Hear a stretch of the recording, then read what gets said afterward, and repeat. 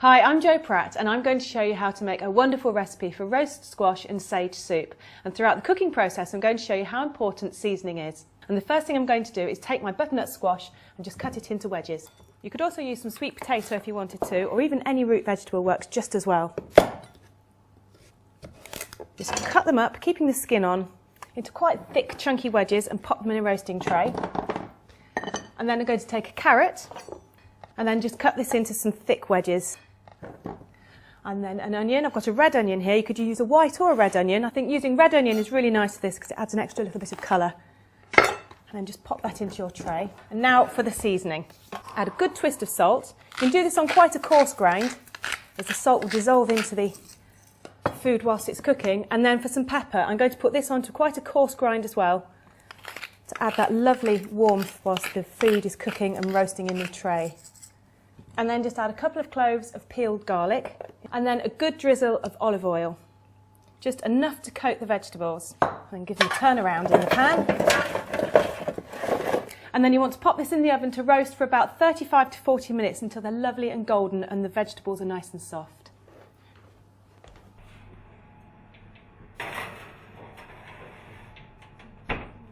Once the vegetables are cooked, leave to cool for about 10 minutes until they're just cool enough to handle, and then you want to take the skin off the butternut squash. Now the easiest way to do this is to just squeeze it, because the squash will be really soft, but the skin is still quite hard. It should just peel away and pop it into a bowl. And then you just add the carrots and the onion into this bowl as well. And then you want to stick your tray on the hob, because it's now cool enough to handle, and then pop it over a high heat. And you've got all these sticky bits from all of your vegetables in there that you want to actually make the most of. So pop in a small glass of white wine, bring that up to the boil, and then you can scrape away all that residue from on the bottom of the tray. And then add some stock, either chicken or vegetable stock. It's entirely up to you. If you're cooking for vegetarians, obviously go for a vegetable stock. Okay, so now the stock's boiling. Let's just turn that off the heat, and it's full of that lovely flavour left over from the roasted vegetables. And I'm going to tip these veg into a blender.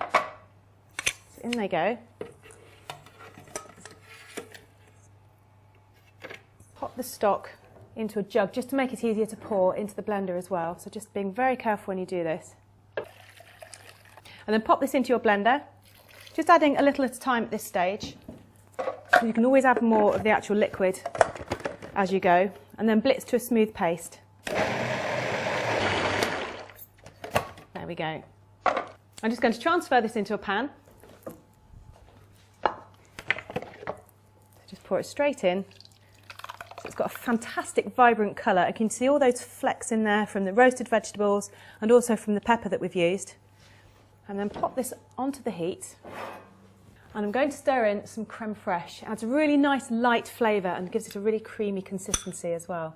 So there we go. Just pop that over the heat and stir until creme fraiche is melted in. And then I'm just going to add some sage as well at this stage, and you get that lovely fresh sage flavour into that cooked soup. So just finely chop, and there's about a tablespoon's worth that I'm just going to scatter this into the top. And then once I've done that, I'm actually going to have a taste and add some more seasoning, bearing in mind it's going to be hot, so don't burn your tongue. It's really delicious. You've got the lovely sweet flavour coming from all of those roasted vegetables. Now the first thing, I'm just going to add some salt. Now I don't need a lot of salt adding into here because I have already put some in. But using a coal and mason grinder with some fresh sea salt means that I can actually regulate the amount that I put into there. Now for some pepper, just going to add a little more pepper. Again, using the coal and mason grinder, put it to a fine setting.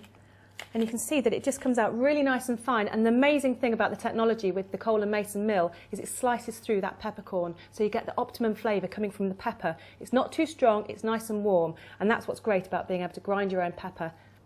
So when you're ready to serve your soup, make sure it's lovely and hot, and then just ladle into bowls. So as you can see, it's really quite thick, which makes it nice and hearty and filling. You can eat your food with your eyes before you actually get to taste it. So I'm going to add a few little shavings of fresh Parmesan cheese over the top, and I've got some sage leaves which have just been fried in a little bit of oil just so they're really nice and crunchy. Sort of adds these little restaurant-y finishes to the food. And then, even though we've seasoned the food really nicely whilst we were cooking it, I'm actually going to add a little twist of pepper on top because it looks really pretty. just over the outside, and also adds that extra flavour because I think it's got just the right amount of seasoning. So there we have it, our perfectly seasoned roasted squash and sage soup.